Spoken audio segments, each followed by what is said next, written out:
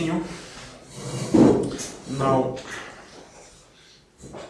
I think it will be interesting to confirm testings that we talk about.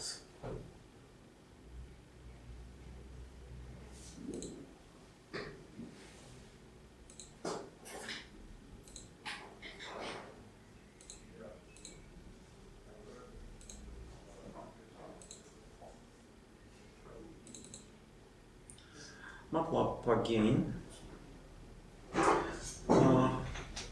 I will show you the spectra of some signals, but here we have to make the continuous time Fourier transform with personal computer. I think you agree that it's not possible to be done exactly, because we don't have a way to perform integration. But can we substitute the integration with summation with very small step? Yes, we can do this. We expect an error.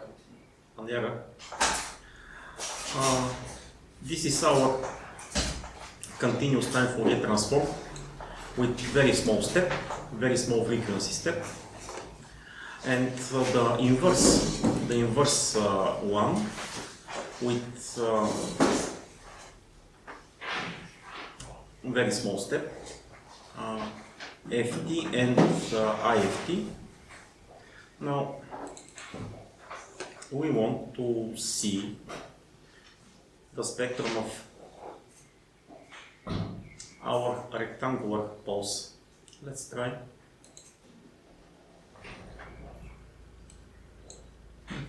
Here is just a moment.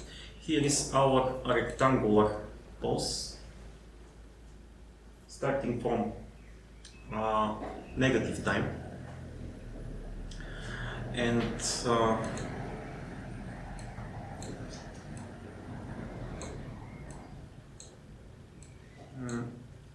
we can see the amplitude and phase spectrum. Please ignore these things, because here the computer has a problem with inverse tangent when numerator and denominator tend to 0. The phase spectrum should be 0 for every frequency, because we have a signal in time domain that is symmetrical in respect to the y-axis.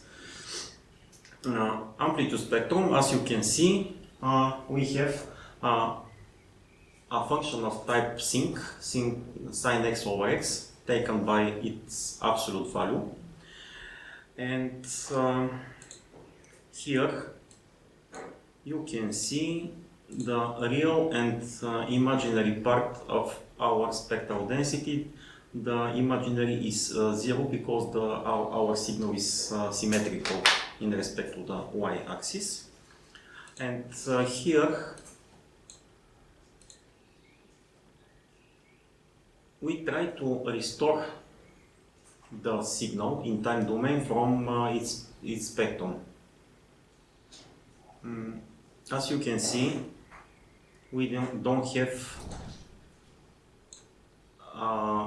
an exact rectangular pulse. Do you know why?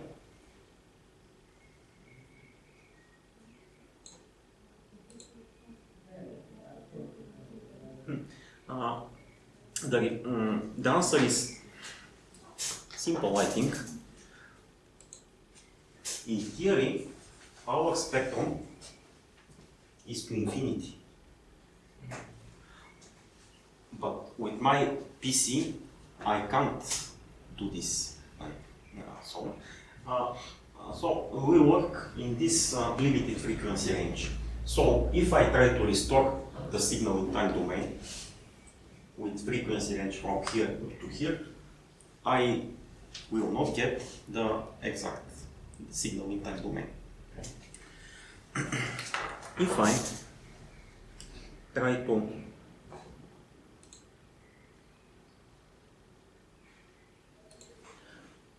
stretch the pulse maybe 2,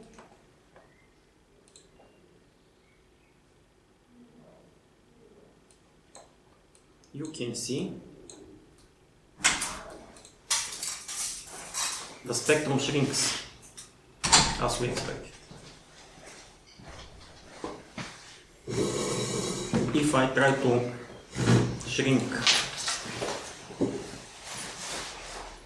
the signal in time domain, maybe this is not very suitable file. Let's try like this. Now the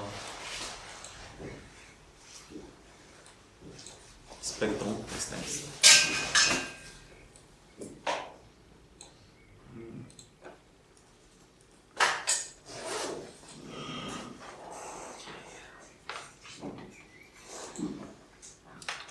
Let's start from the beginning, and I can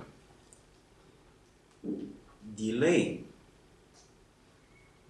the signal, let's say by Tp over 2.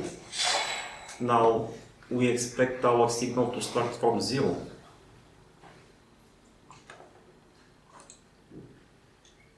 Now our signal is looks like something more real. It starts from 0 and finishes to the Tp. Now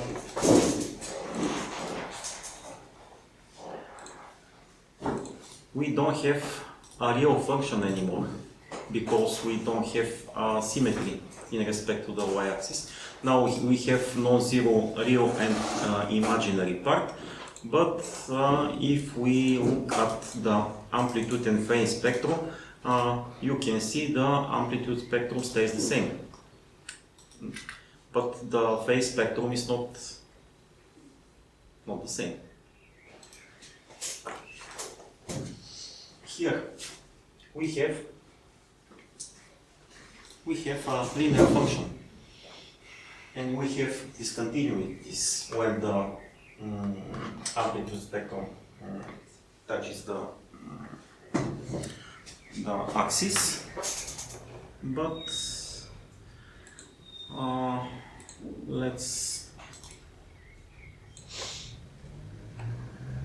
try with another signal, which is not rectangular, but it is a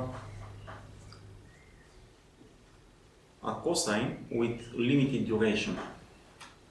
What do you think? This cosine signal with limited duration is a periodic or not? It's finite, but it's periodic, yes. Strictly speaking, it's not periodic because it is finite. So we don't expect a discrete spectrum here because it is not periodic. We expect continuous spectrum, and you can see our limited cosine, and the spectrum is not discrete, it is continuous.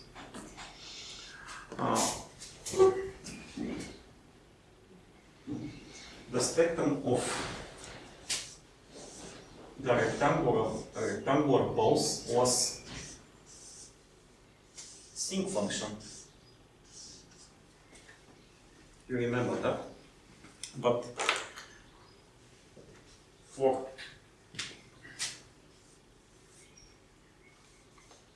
limited in time cosine, can we think about this? It is the rectangular pulse multiplied by cosine from minus infinity to infinity. Do you agree? If I window this, I will get this. Okay. So, what will be the spectrum of this? Can I apply the modulation property? Superposition of these two, right? So, I expect something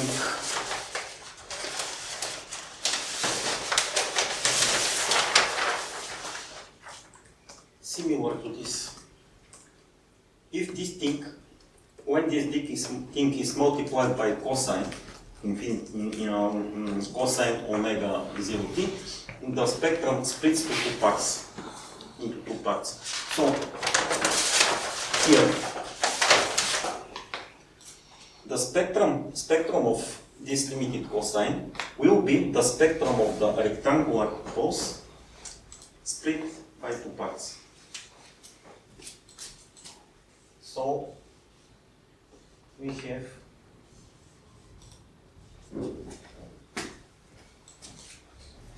exactly what we see in our simulation. If I try to stretch to make this cosine longer, we expect the spectrum to shrink.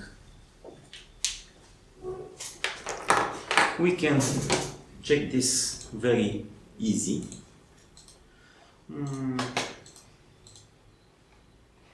TP, let's make it 2.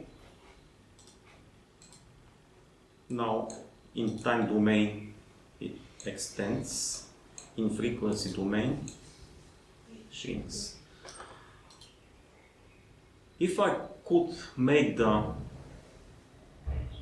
duration of our cosine wave to be infinity, what's going to happen?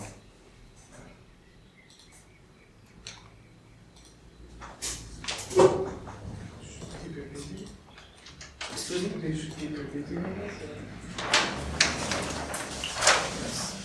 Okay, with short time duration, it will be something like this. But if I make it to start from minus infinity to infinity, this thing will shrink, and I will expect to Dirac pulses in frequency domain.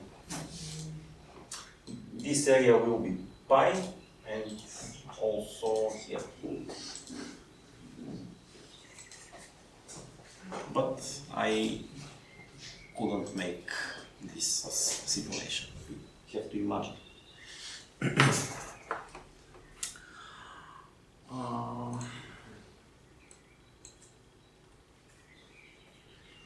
Let's try another.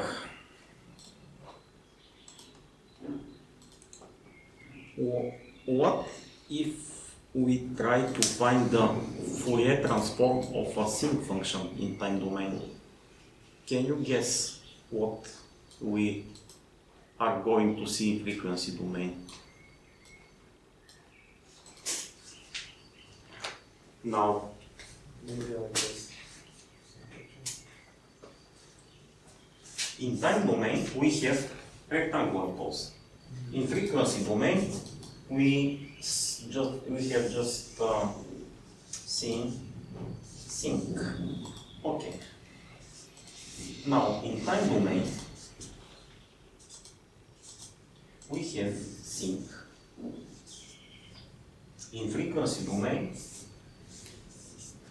it will be rectangle. But how long should be this sinc function in time domain to get a perfect rectangle in frequency domain? Infinity. Can we simulate such infinity? No, we can't. So we expect not exact rectangle in frequency domain, but maybe something like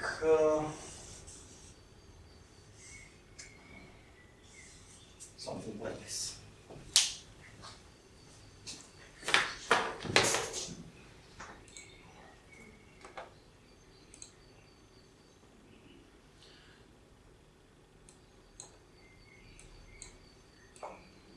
Time domain, sync.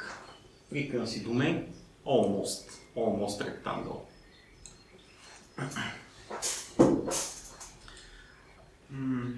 We should remember that this result, an ideal rectangle in frequency domain can be made only if in time domain we have sync function that starts from infinity up to infinity. Can we make an ideal low pass filter in practice?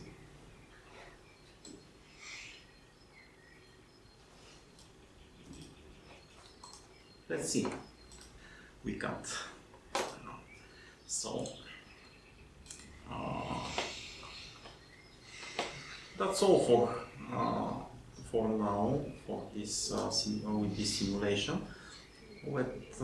Let's continue with our presentation. One more thing. I think it is interesting. Let's start from again from our rectangular pulse with unity duration. Obviously,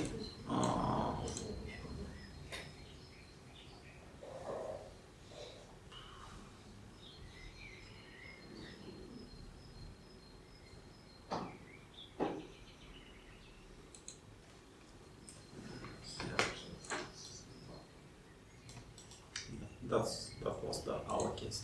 Now we can repeat this pulse, and we can make two pulses.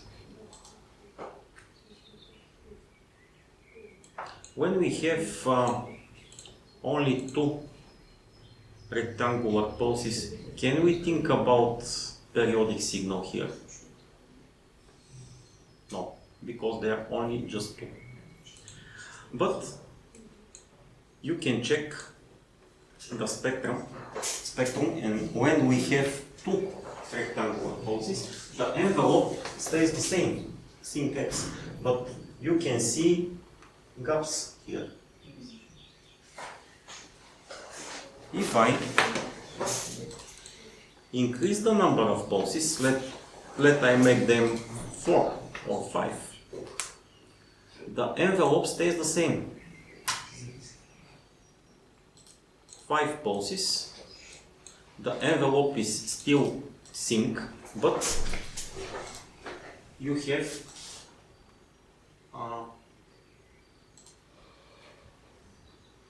wider gaps here. If I make these pulses to be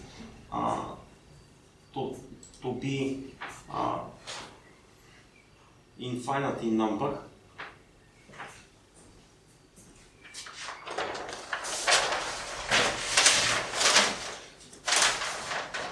we have several rectangular pulses. The spectrum is sync, but some gaps. If I make them a lot, starting from minus infinity to plus infinity, is this a periodic signal? Yes. We can expect the same envelope, but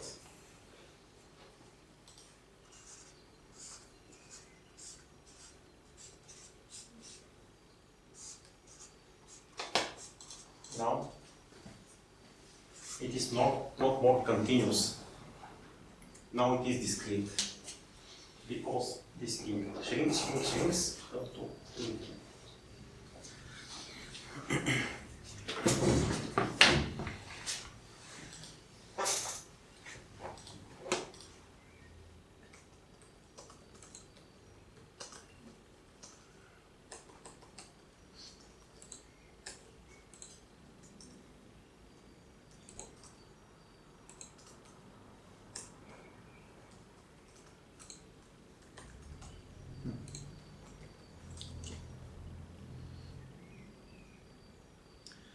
Now we are going to talk about discrete Fourier transform.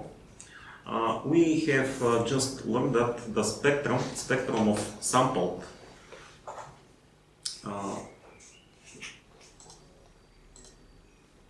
aperiodic signals is continuous, but we are going to see in the next lecture that the spectrum of discrete signals is periodic. If in time domain we have periodic function, in frequency domain we get discrete function, and vice versa. In time domain have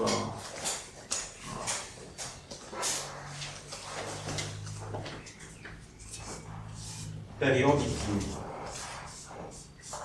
time domain, discrete spectrum. If we have discrete in time domain, the spectrum will be periodic. We have a duality. Now,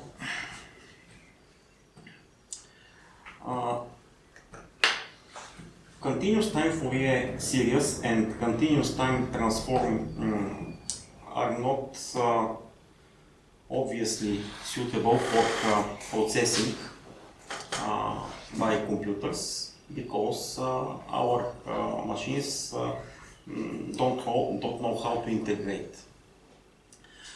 We want to make digital signal processing, but not in time domain. We want to make it in frequency domain, so we can't use discrete. We can't use continuous time Fourier transform. We can make sampling. We should make sampling in frequency domain, and our discrete Fourier transform does this.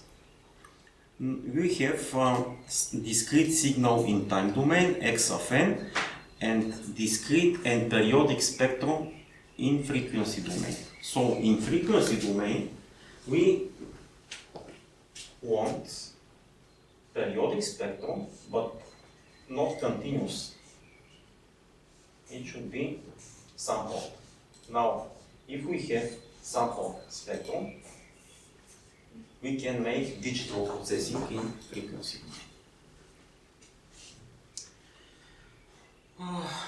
But we have a duality, periodic discrete, so if we try to sample the spectrum, we expect in frequency domain something periodic. So our discrete signal is implicitly periodic. And if the number of samples in time domain is n, the number of frequency components is also n.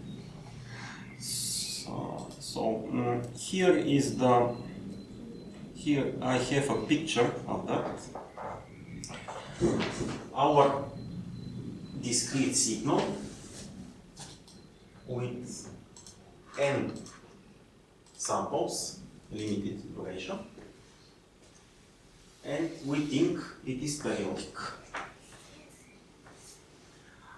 We can make this discrete Fourier transform, and we should get periodic spectrum, but sampled. Periodic and sampled. In frequency domain, we have exact n samples, as in time domain. We don't need anymore because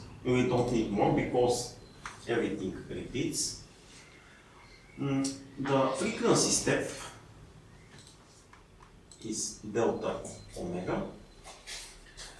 Here is our sample frequency, angular sampling frequency, and the spectrum is periodic in frequency domain exact with sample frequency period. Here is the half of the sampling frequency. We call this Nyquist frequency. We will talk about in detail. And this is our spectrum.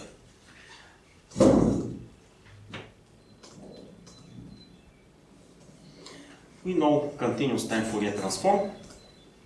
We can use this to find the discrete Fourier transform. How? We can make some transitions from continuous to discrete. Our time was continuous, now it becomes discrete, n times the sampling step, or just n because the sampling step is uniform. Now our signal from continuous time converts to discrete time, x of n. In continuous time we had integration, now we go to we are going to sum. Our continuous frequency now is not continuous, now it is discrete, so we have k times this frequency step. The frequency step is here, k is 0, 1, 2 and so on. What about this continuous frequency here, omega?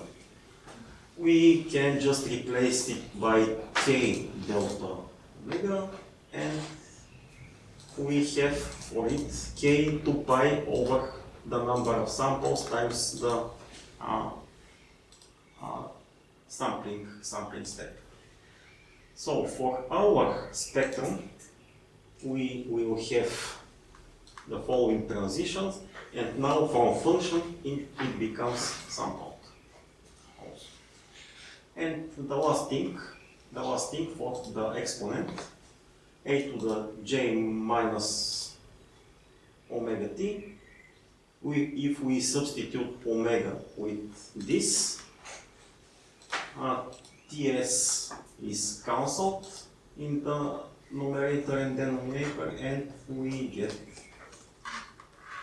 our complex exponentials in discrete form. So we can formulate our transform pair. This is the forward Fourier. This is the forward discrete Fourier transform. This is the inverse.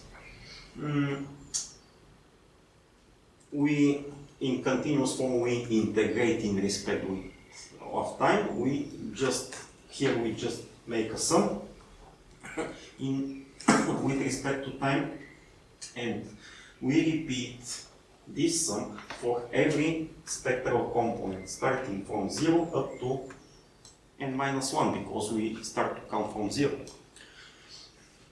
And the inverse, we have a scaling factor here, which is 1 over n. 1 over n is something like 1 over 2 pi in continuous form.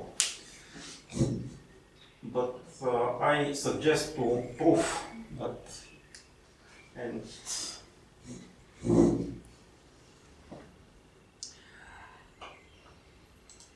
we can introduce so-called twiddle factors, a short notation for such complex exponentials, wkn, where k is the number of frequency component, and capital M is the total number of frequency components. We can think about such twiddle factors as vectors, like they divide the unit circle into equal arcs like a pizza, and it is obvious that we have a periodic situation here. If I try to circle through this unit circle, I will be back in the same place. One more thing, we have the following relation. For example, this twiddle factor is with opposite sign of this with opposite sign of this, and so on. This example is with n of 8 samples, very simple. And now, how to prove this multiply is equal to 1 over n? We can prove this by substituting the forward DFT in inverse DFT, but as you can see, we change the counter. It is not n anymore, but formally n. It is the same. I took this and placed it here. Nothing very special, with another counter. If we arrange this, we can see the following. If m is not n, different m and n, we have to sum vectors, twiddle factors, all of them. If we sum all twiddle factors, obviously we will get 0, because they cancel each other. But what about the situation when m is equal to n? This exponent is 1, e to the 0 is 1. So we have to sum n once, so it is n. Now, when m is equal to n, this sum drops, only one term remains. So obviously x of n is equal to an unicorn coefficient times the same signal times n. What about this coefficient? It should be 1 over n. We have just proved this. And now we are familiar with DFT, and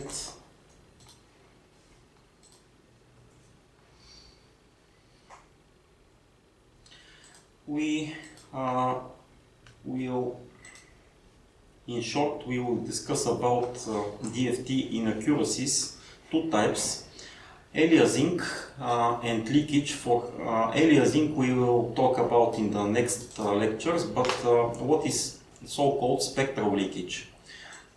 Discrete Fourier transform is just an approximation. We don't use integration. So this transform is invertible. We can always transform the signal in frequency domain and get it back in time domain, but sometimes in frequency domain we get something that we don't expect. This is called spectral leakage. For example, if we have a periodic signal and if we analyze this signal in an interval that is not an exact multiple of it, its period, we instead of one frequency component, we have spectral leakage, so our frequency are not concentrated here, but we have some spreading in the neighbor spectral components, and this effect is negative, and we can minimize this effect if we multiply our analyzed signal by a window function. It just smooths the ends of the signal, and we effectively we reduce the discontinuities. So such spectral leakage will be much less. Two types of windows are shown here, Hamming and Hamming. We can express our DFT in matrix form. Here is the time domain signal, here is the frequency domain. We have here vector and we have vector. This is our transformational matrix F, and this matrix can be easily built using the following notations. You see the idea: 0, 1, 2, and so on. And here 0, 1, 2, and so on. You can just substitute K and N in this formula, and you will get the entries of the matrix, and of course they are complex numbers. Obviously, this transformed matrix is with n5 image.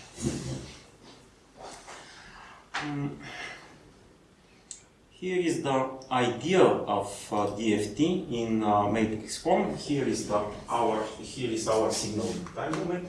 Here is the spectrum, and we just multiply this column by each row.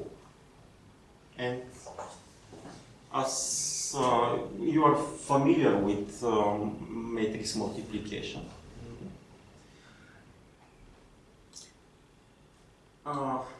you may see a symmetry here. The red one is our DC component. As you can see, we don't have any oscillation. We have complex exponentials, cosine as real part and sine as imaginary part. For each frequency we have cosine, which is a solid line, and sine, which is dashed. You can see we have a symmetry here. This and this, this and this, this and this. But you can see we have complex conjugation, because here the cosine term is the same, but the sine term is with opposite sign. This is our imaginary part. The middle component is the highest frequency.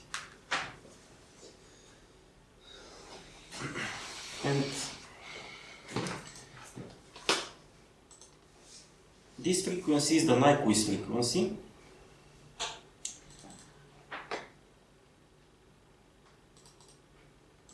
Here is DFT, inverse DFT in matrix form. Each column of F and inversed F are orthogonal to each other.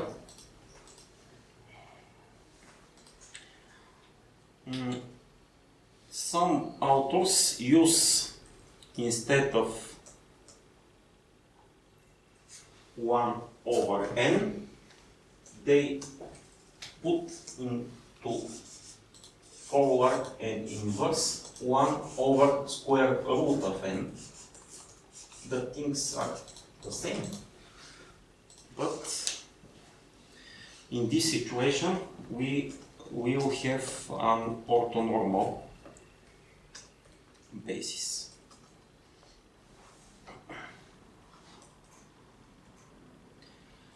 From DFT to FFT, DFT has a problem because it requires a lot of multiplications and summation of complex numbers. So FFT is not a new transform, it is just an algorithm for performing DFT faster. Every digital oscilloscope or spectrum analyzer has FFT algorithm inside. The idea of such algorithm is to separate our time domain signal into two sequences. The first one is with odd numbers, and the first one is with even numbers, and the second is with odd. And we can continue such splitting up to the end, when we have a lot of sequences with just one sample. In order to make this division, we have to have n to the exact power of 2. Sometimes it is not. We can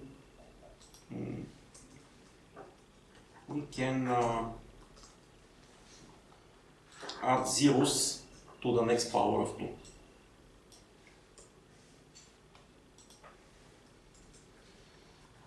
Here is the idea how to rearrange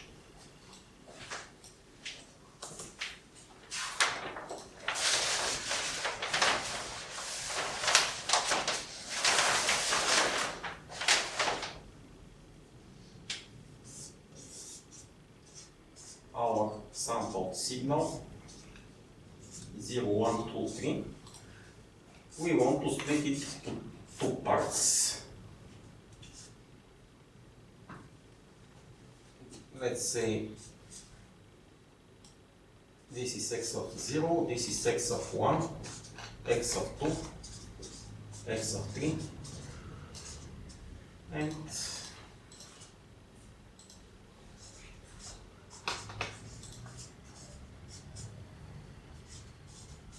here are our even samples and odd. X of 1 and x of 3. We can continue the splitting, and how can we, if we have just 4 samples or 8 or 16, it is easy. But if we have a lot, this division odd even is can be very complicated. Here is the idea how to split. We have in decimal notation of the numbers, we have 8 samples, 0, 1, 2, 3 and up to 7. Now we write every number in binary form. Now in the next column we just take every binary number and mirror it. Here the mirror is the same, here the mirror starts with 1, here the mirror is the same, here the mirror starts with two ones, and so on. So, when we have such binary representation, we can transform it back to digital, to decimal. Now, we have 0, we have 4, we have 2, we have 6. So, if we want to divide a sequence starting from 0 to 7 into odd and even numbers, we can just use this 0, 4, 2, 6, 1, 5, 3, 7. Do you agree? Why not?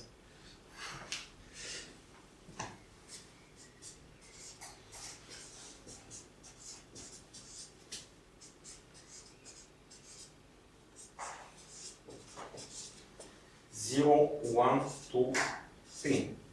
In binary is 0, in binary is 0, 1, 1, 0, 1, 1. If we mirror them, this is 0, this is 2, this is 1, this is 3. We have now just a very simple approach to make such division.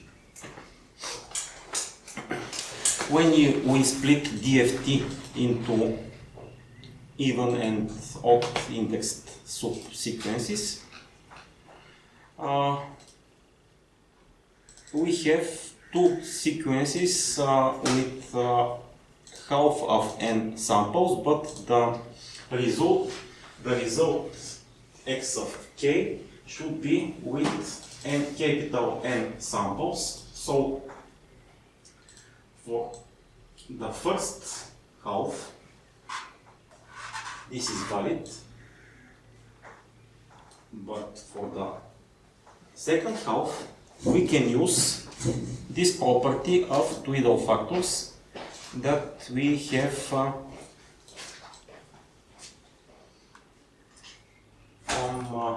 here to here, and the rest are just the first one with opposite sign.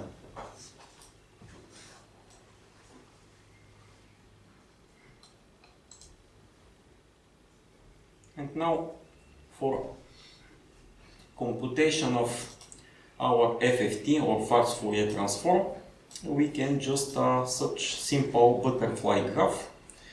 This is our twiddle factor.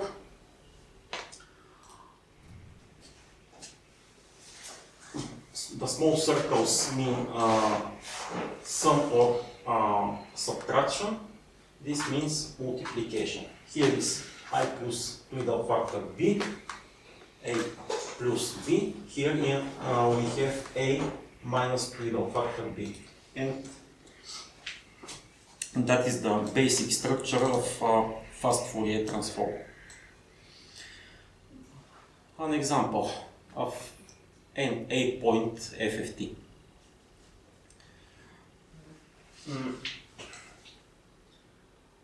Up to here,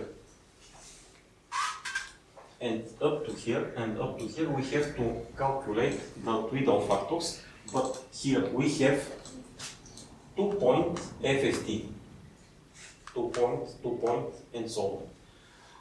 The next stage is 4-point.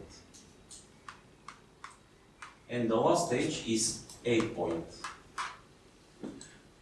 So for first stage, we have to calculate the twiddle factors when capital N is 2. For the second stage, we have to calculate twiddle factors when N capital is 4, and the last one when N is 8.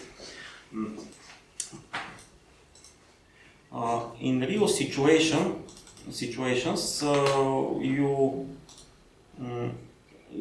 you can see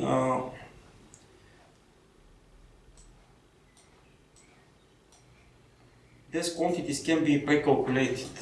They are constants, and for our algorithm, we can calculate them and store them in the computer memory. And the idea of the algorithm is to use such butterflies and to combine the results. We have multiplication, addition and subtraction only. We gain complexity. For DFT, we have n squared operations, but for FFT, we have n times log 2 of n. For short sequences, this is not very the gain is not much, but when n is when the number of samples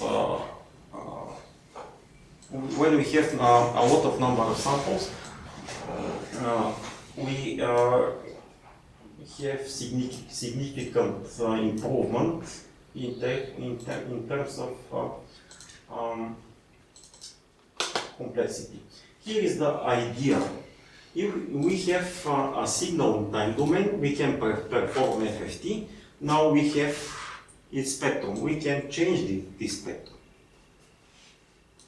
And after processing in digital domain, we can apply inverse FFT and get back to the time domain. Maybe it is good idea to show them how it can be done this. It is very simple and intuitive approach.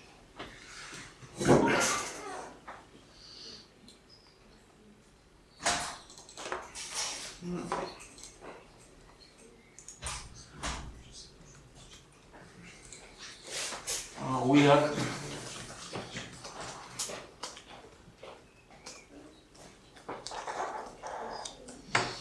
up to 1 o'clock.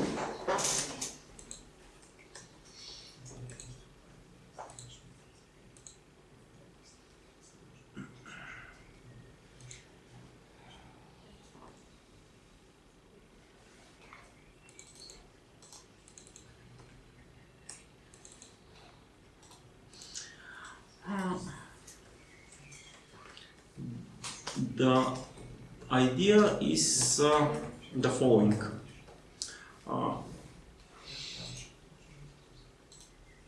Do you know what the electrocardiogram is?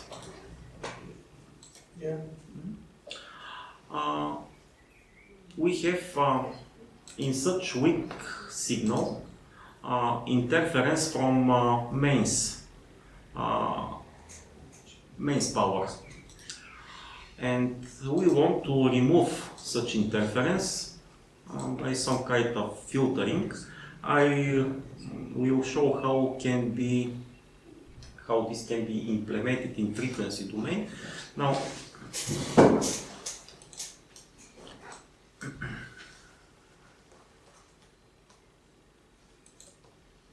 we have our electrocardiogram here.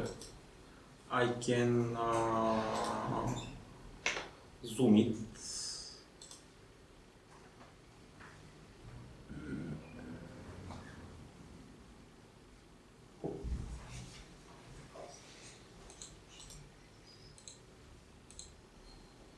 A little bit.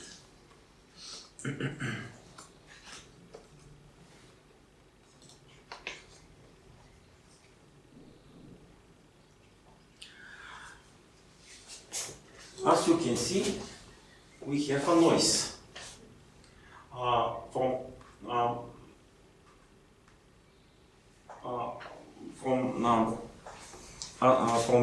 mains power.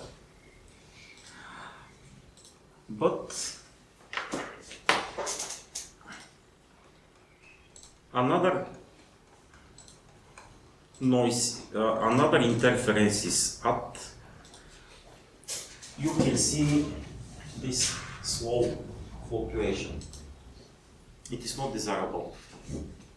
We want to remove this slow fluctuation and the power line interference. But power line interference is not just 50 Hertz. Of course, we have harmonics, 100, 150, and so on. We want to make approach to remove these things. I can remove the interference to see the original signal. If I just comment this,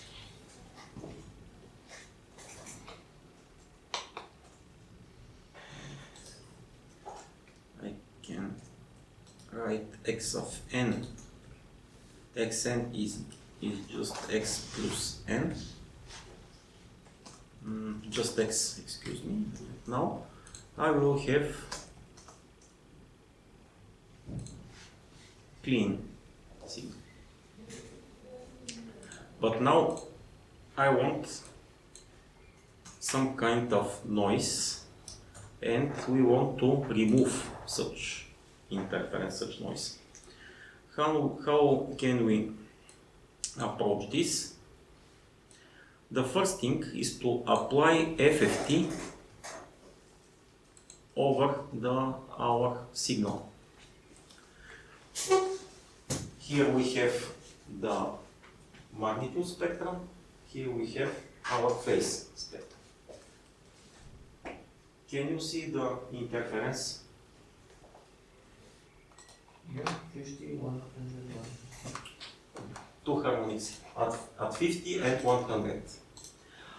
And these slow fluctuations are almost zero frequency. Very slow. Here. This spike. The next step is to change the spectrum.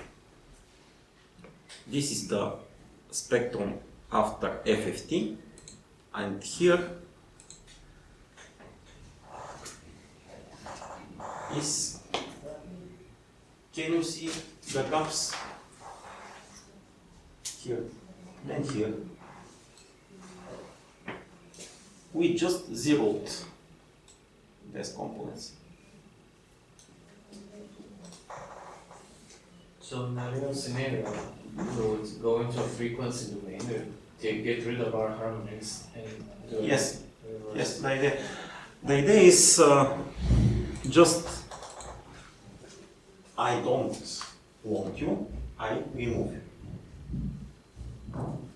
Set by 0, and after that I can restore from altered spectrum the signal in time domain, and we get the following.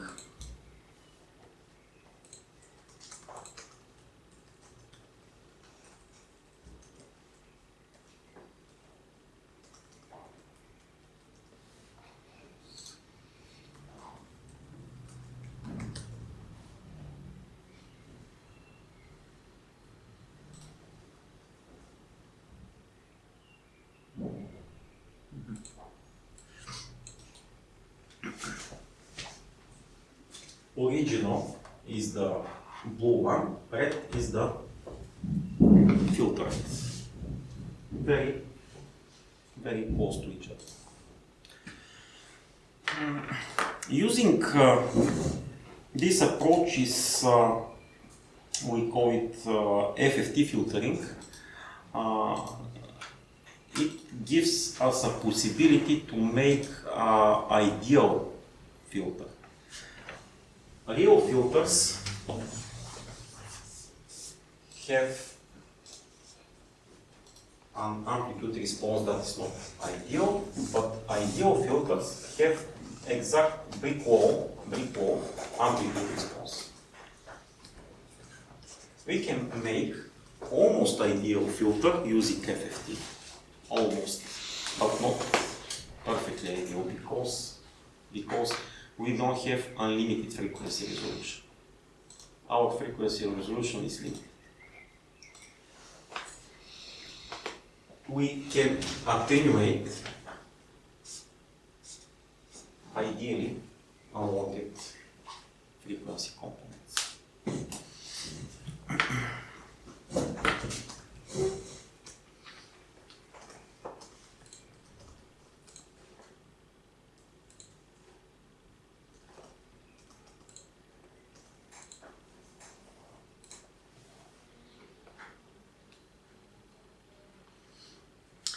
So for this part of our discussion,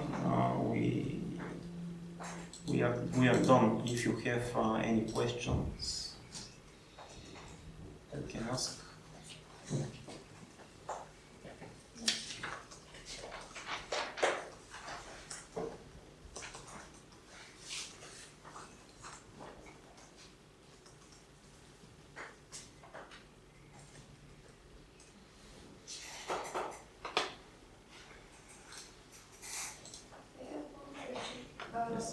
When we decide to split those values of the signal in groups by this mirroring of the binary number, how does it happen in the second step again? We don't have second step. Oh, We do this.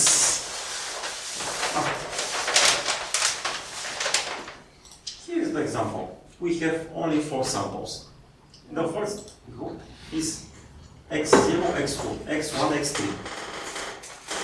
We want to split them again. We have now 4 groups containing just 1 sample. We are done. We want to know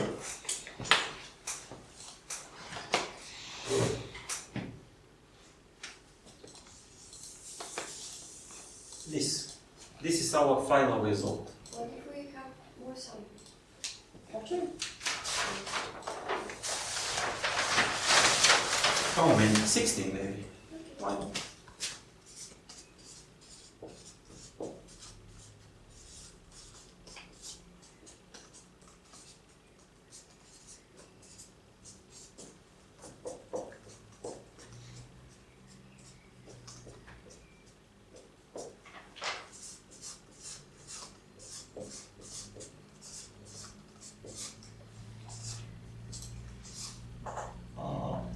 My mistake.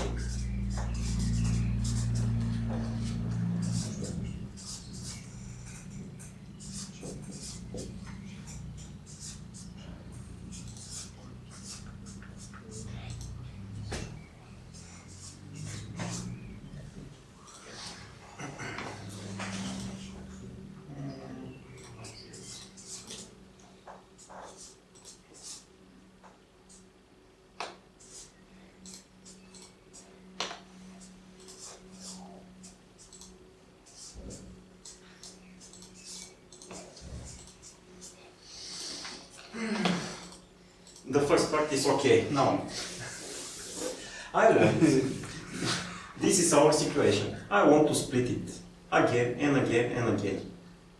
To the, how many? To the 16 sequences with just 1 sample. I want this final result. Now, mirror, the same mirror.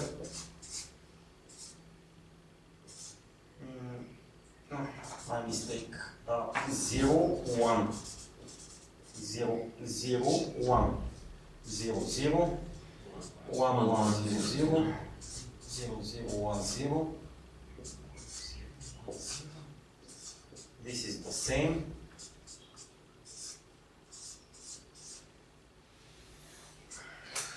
This is also the same.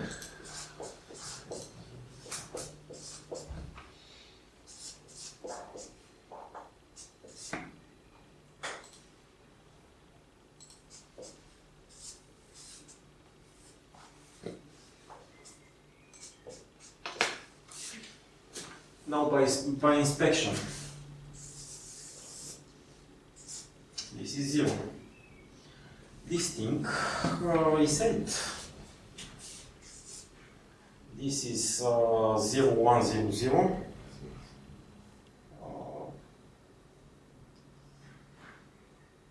No.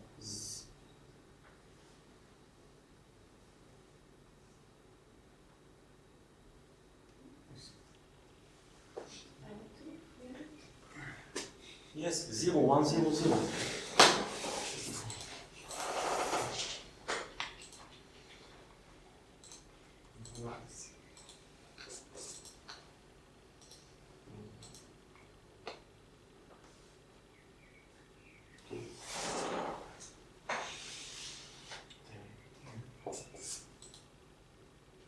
This is 6.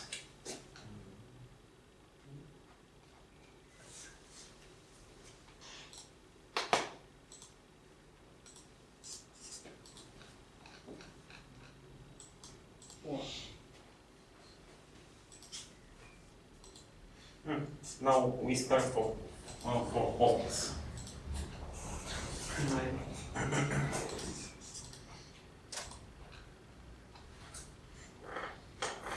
5,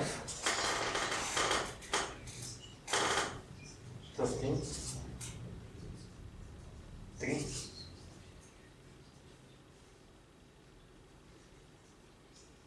11,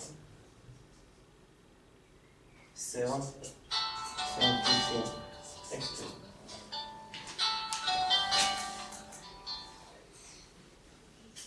Now, is it clear? So my question is, do we assign a new number to a new binary number to those? No, no.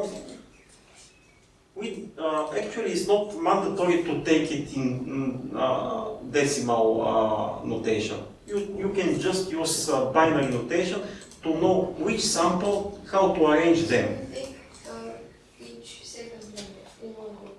And So we take each second number in one group and the rest in the other. That's not for verification, but I mean. we don't have to make this many times. For 16 sample, we can make it just once.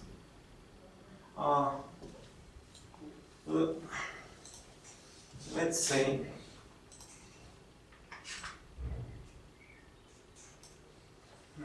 how to explain? We want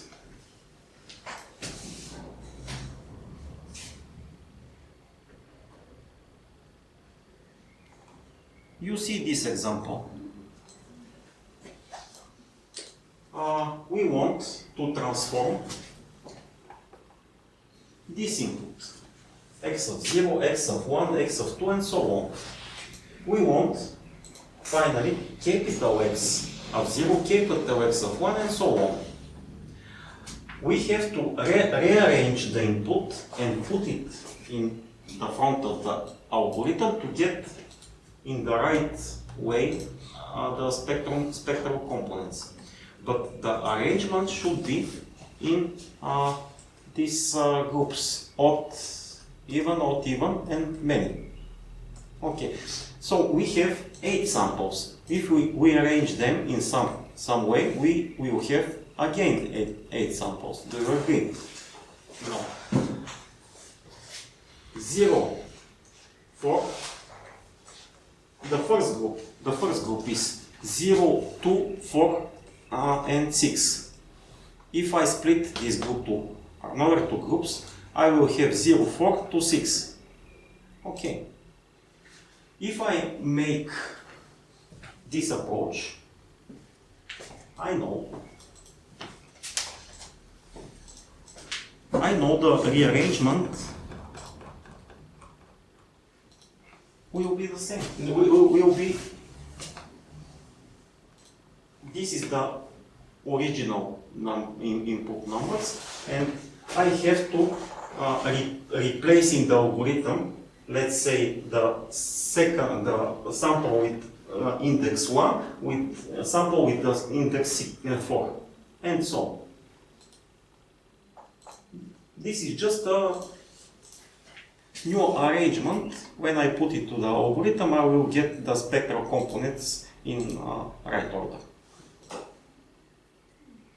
I don't have to do this many times, just one.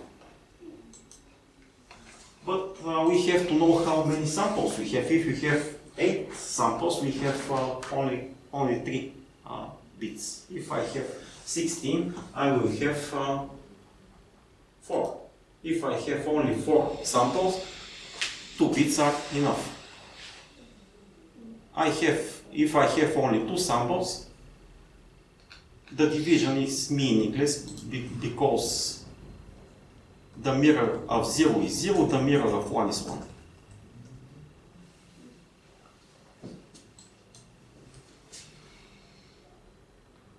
Yeah, if we do not have an exact power to number of samples, do we add a zeros? Yes, we add zeros. But we don't gain frequency resolution. It is very good to be true. If we fill with zeros, we just make this algorithm to work, but we don't gain any frequency resolution.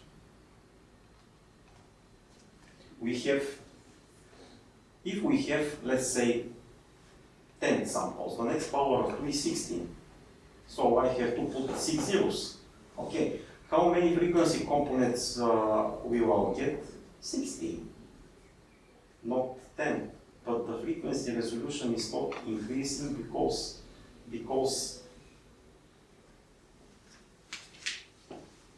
we have many components with same value. Effectively, we just make the algorithm. We just make algorithm to work, but we can't put in zeros to increase frequency resolution. It's not possible. Obviously.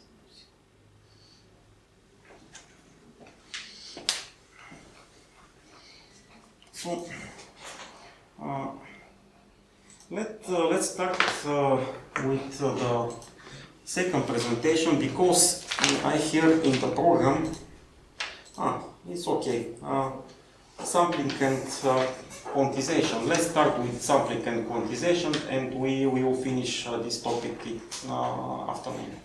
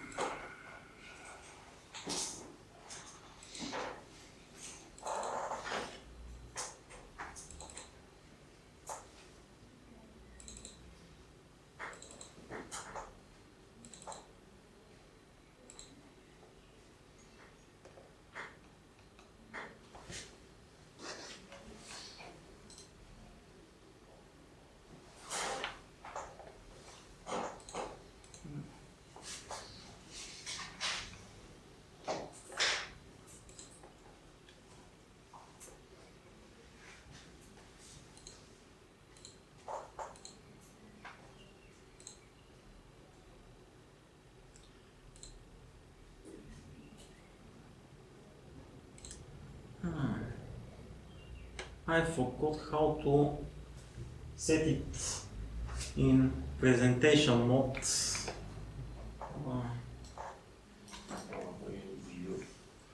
I lost this menu view. Maybe. Здрасти. Добре. Между двата блока. Да.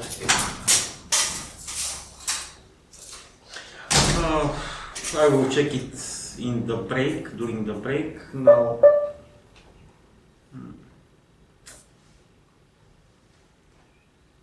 how to reset this thing?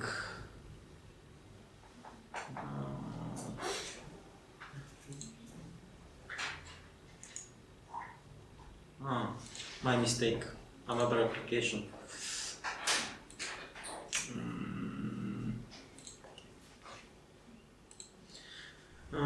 The topic is data conversion. We will talk about analog and digital converters, and we will start with some theoretical background.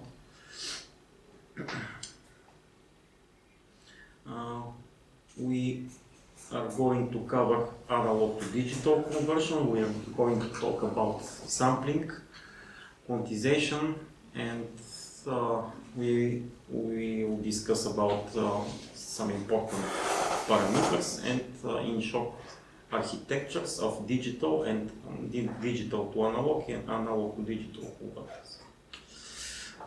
Now, what do we need such approach? Because real world signals are almost continuous in their nature.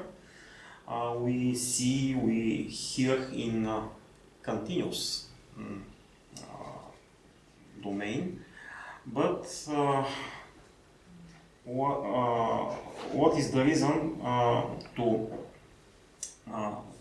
go into digital signal processing? Because in digital processing we have very powerful and precise results.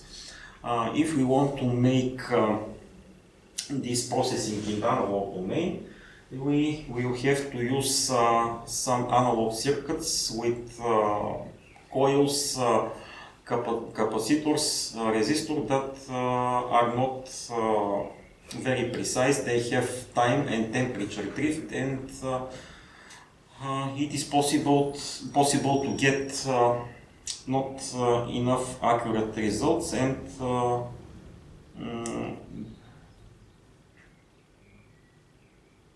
that are not stable in time. We will talk about right analog to digital conversion and back, because if we make them incorrectly, all benefits for digital processing will be lost.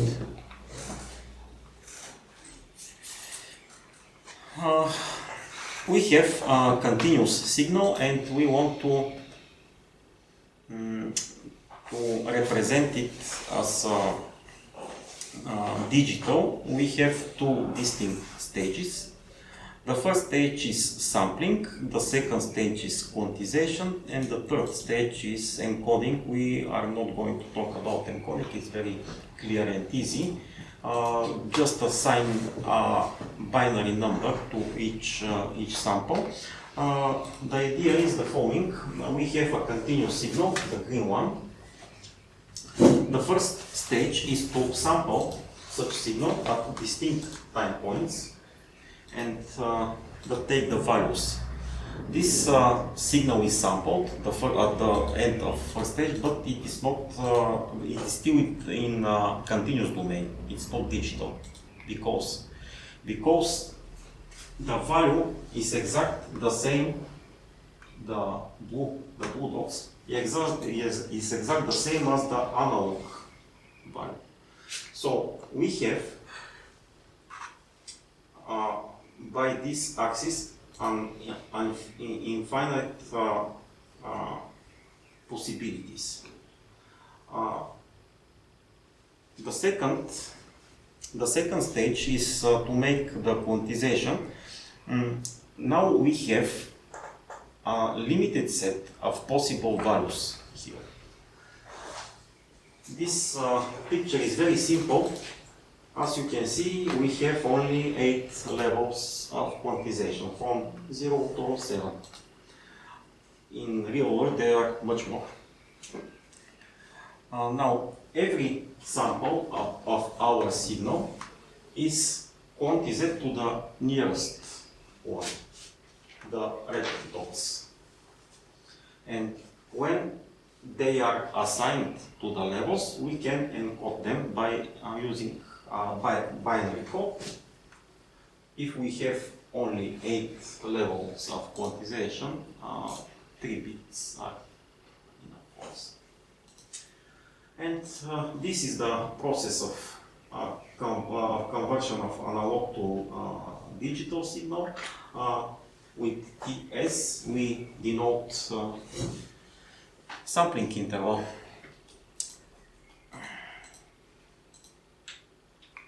The first thing is the sampling. We will discuss the sampling and quantization. The first thing is sampling. We, as just mentioned, we are still in analog domain. what is the ideal sampling? This is a theoretical abstraction. We can't achieve this in practice.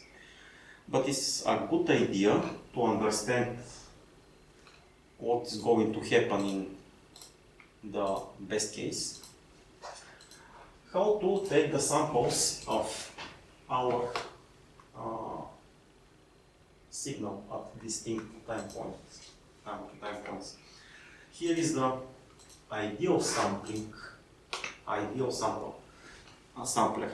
It is just a multiplier, and we multiply our continuous signal by this. Is this familiar? This is our Dirac delta, but multiplied, but periodic extension of our Dirac delta. We can multiply this with our continuous signal, and we will get the blue arrows. That is sample version.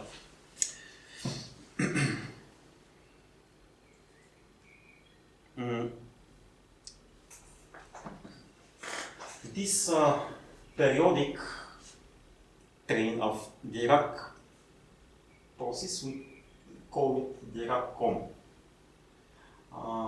And the notation for Dirac-Com is 3. How do we compose such Dirac-Com? Using many Dirac processes, with shifting and summation. And now, here is the definition of just one Dirac delta.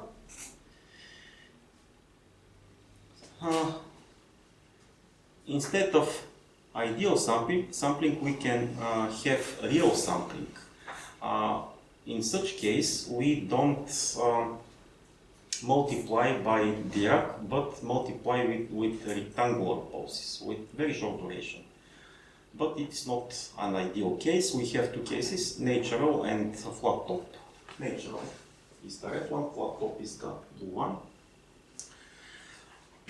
It is the same as pulse amplitude modulation. So, we want to find our sampling interval, or we can find sampling frequency, Fs, or angular sampling frequency. It is the same. We have to choose our sampling interval such that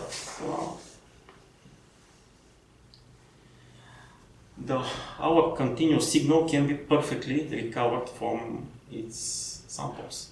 This is the criterion. We want to find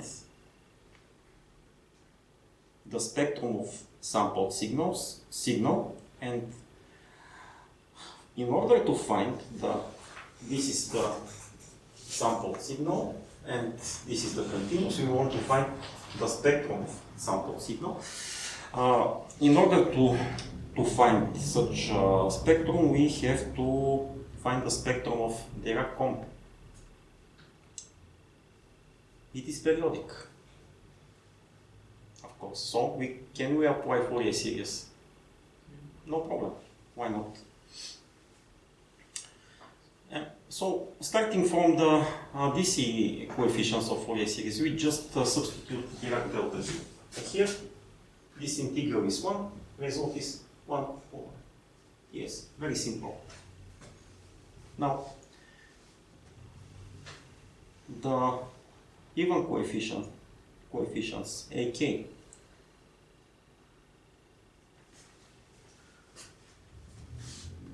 We can just substitute t by 0 because delta is not 0 only at t equals to 0. So this product is not 0 only for t equals to 0. Cosine of 0 is 1. This integral is clear, and we have our result.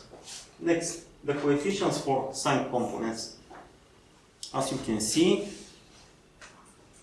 this function is even. Do you agree?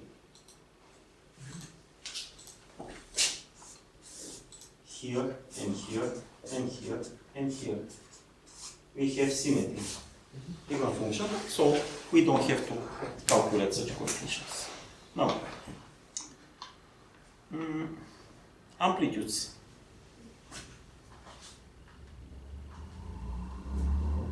Just the model of my mistake here. Here is AK. Okay, yeah. Okay, is 0. I'm sorry, I didn't. My mistake, I have to watch carefully. Now, our phases are zeros. Inverse tangent of BK over AK, 0 over something called 0 is 0. Now, we can represent our Dirac comp by its Fourier series. The DC component, amplitudes and cosines, no initial phases. Now, we want to find what is the spectrum of sample signal. We have continuous multiplied by Dirac comp, and we just substitute Dirac comp here, and can you, do you remember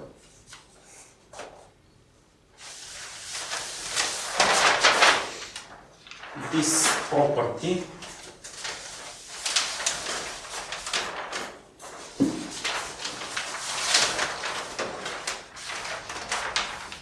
If I multiply something by cosine, it's split to two parts. This was modulation property. So we have just we have our modulation property. I want to find the Fourier transform of sampled signal. So we apply this modulation property here because we have our signal times cosine, but many cosines. Can I apply the modulation property many times? Why not? Here is the result. I work from minus infinity to plus infinity because I have negative parts. I want to merge them.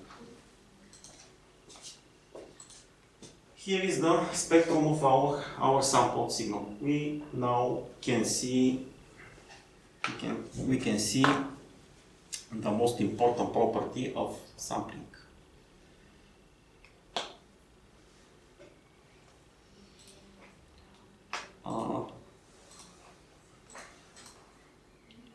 The spectrum of sampled signal is periodic. This is periodic.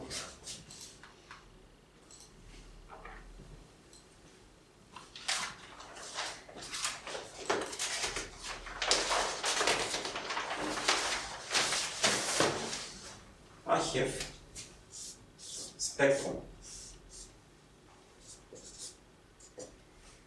If I multiply,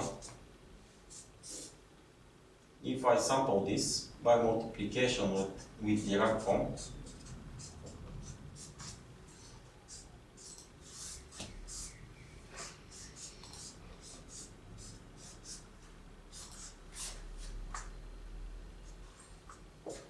and this is up to infinity. When a signal is sampled in time domain, in frequency domain, it becomes periodic.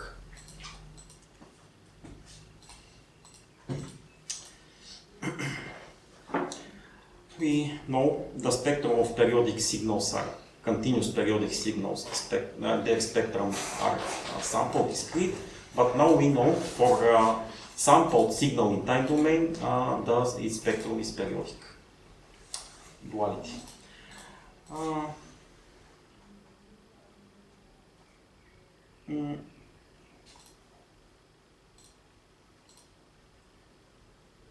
Here is the process. This is the spectrum of continuous signal, and when this signal is sampled, we get something like this, repetition in frequency domain with period equals to omega s, which is the sampling frequency. Now, the question is, how can we restore the signal, the continuous signal? We want to restore this spectrum from this. We can just retain the central replica and remove the others. This is the signal restoration in frequency domain. Low pass filtering, only low pass filter. We have here low pass filter, which takes this component and removes the rest. We have a scaling factor of 1 over Ts, which comes from here, but it is just a scaling, nothing special. The interesting thing is here.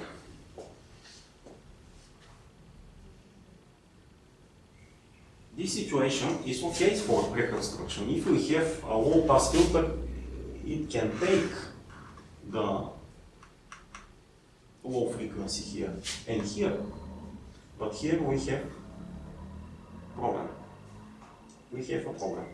If we have an ideal filter and apply it, can we get back the same analog signal? No, because we have area sinking frequency domain. We have an error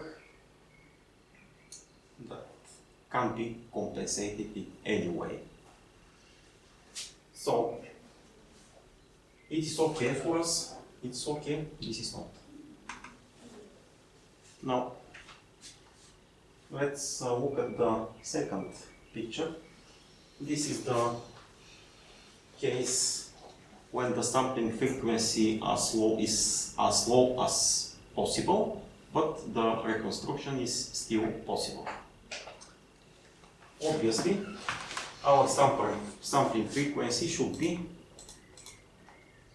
as twice the maximum frequency of our continuous signal.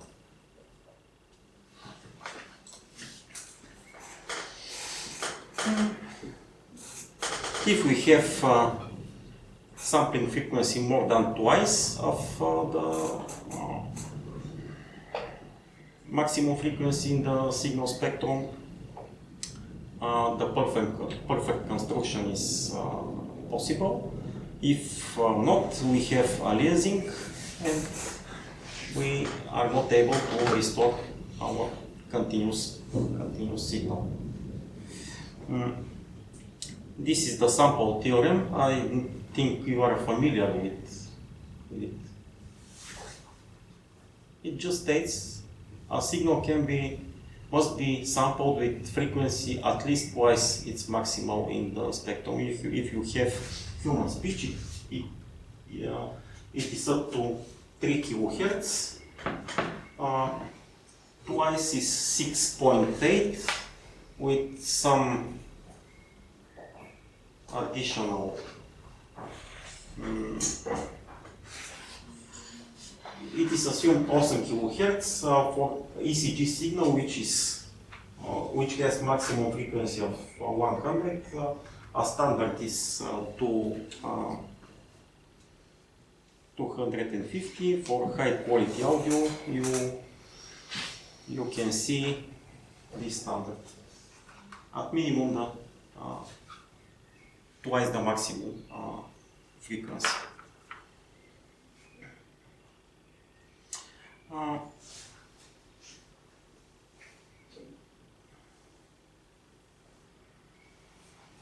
Let's continue. If we have enough time, we will see this demo afternoon. If not, we are going to we will skip it. But it just confirms that you're nothing more.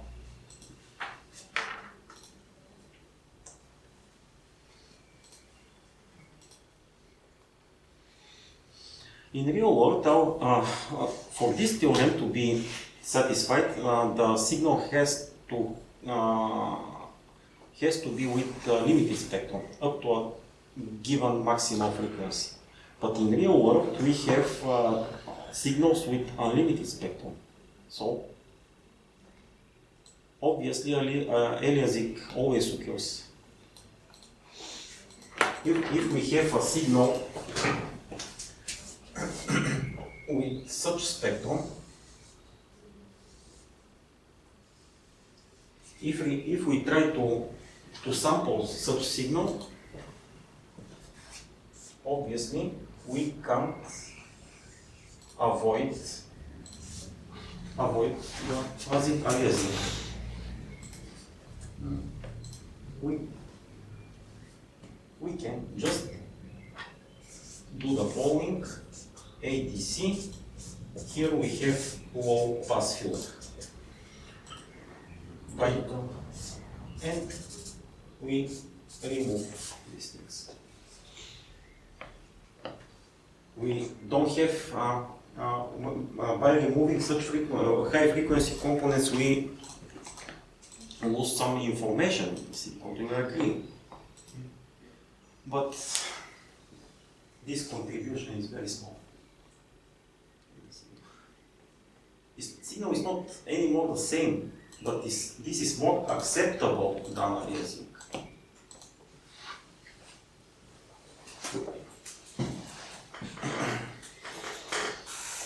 So we just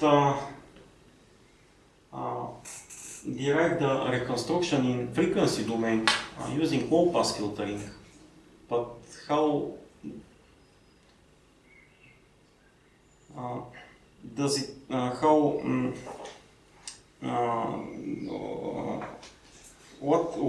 This reconstruction looks in time domain?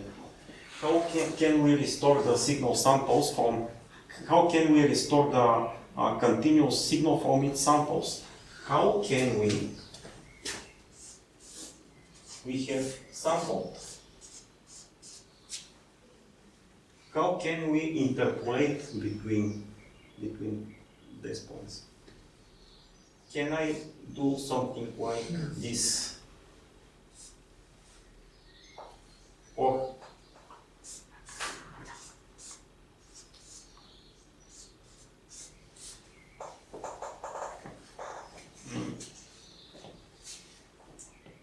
it's not the best case. So in frequency domain, we have an ideal low pass filter. We expect in time domain what? Sync.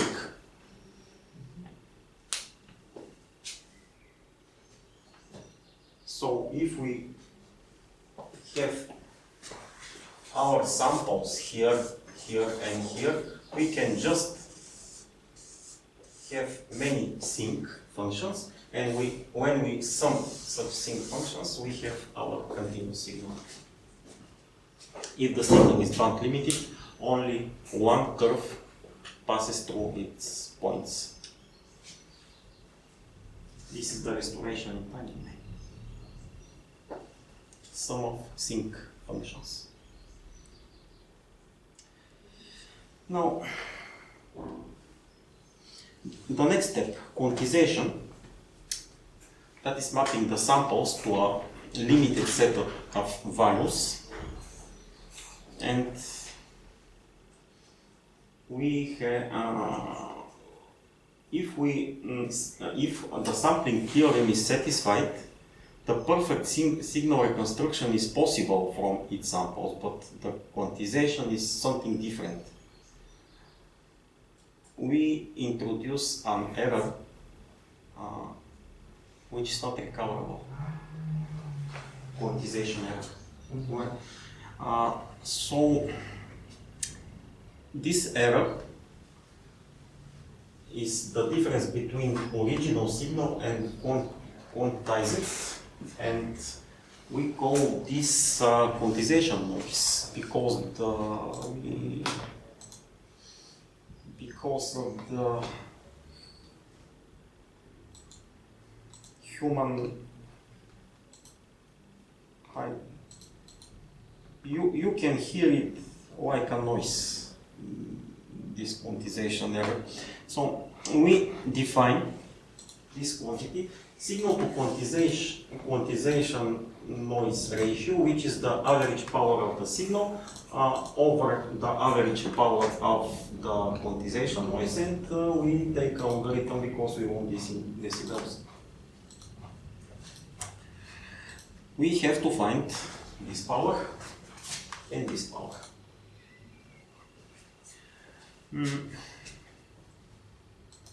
Let's start with signal. We have many levels of quantization. Let's assume our signal is sine wave. It is a good idea our sine wave to be with low amplitudes. No. It is a good idea to be with very high amplitude. Here we crop it. The best case is when we have many levels of quantization, is to use a sign that is up to the last levels.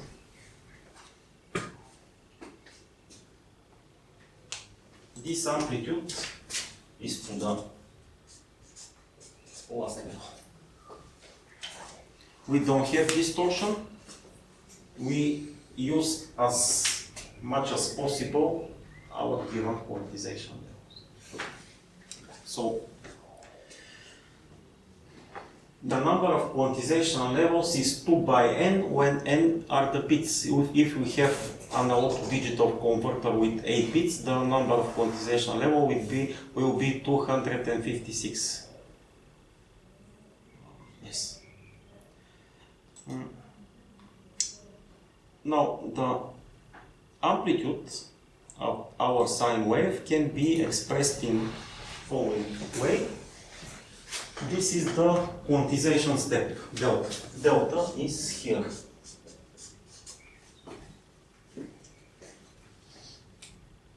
We know the average power of sine wave is the square of the amplitude over 2. If we substitute, we are ready to get the average signal power.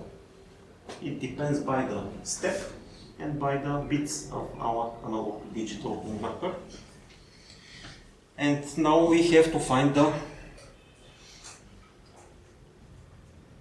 quantization noise power. We have level K, next level, and previous level. Everything that is in this interval is quantized to this level. So,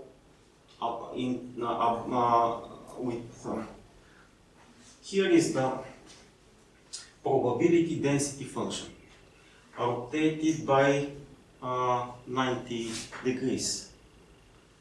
If we are in such interval, the probability to be here is the same. Do you agree? So we have a rectangular probability density function which is uniform distribution.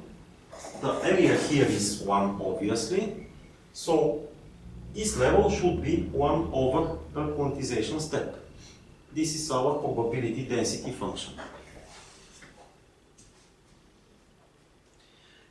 So, from statistic, the mean, the first central moment, if we calculate the first central moment for our quantization error, it is 0. If you want to find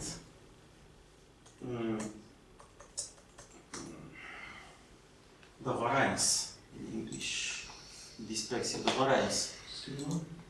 Yes, sigma squared, just second central moment.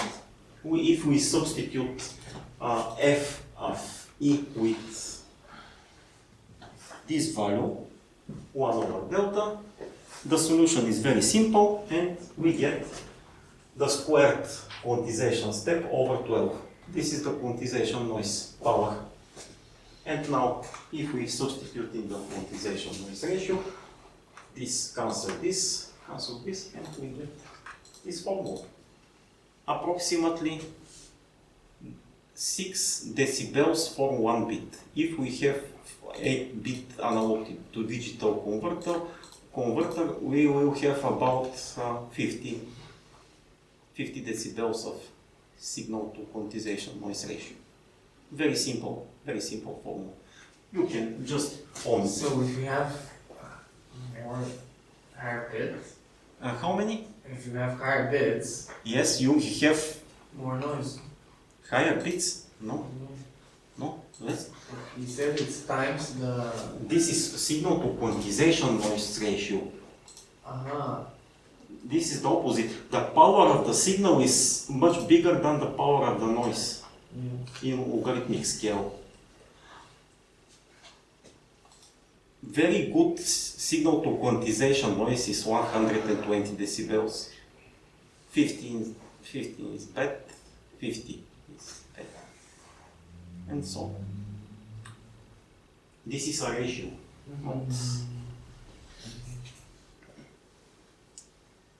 So, this is the quantization noise. Original signal in red, quantized in black, and the quantization noise is in green. We want to improve this quantity. What can we do? We can buy high resolution analog to digital converter. But afternoon we will see another approach. How can we make an analog to digital converter which is with 8 bits to become 9? And according to our program, we should have a lunch break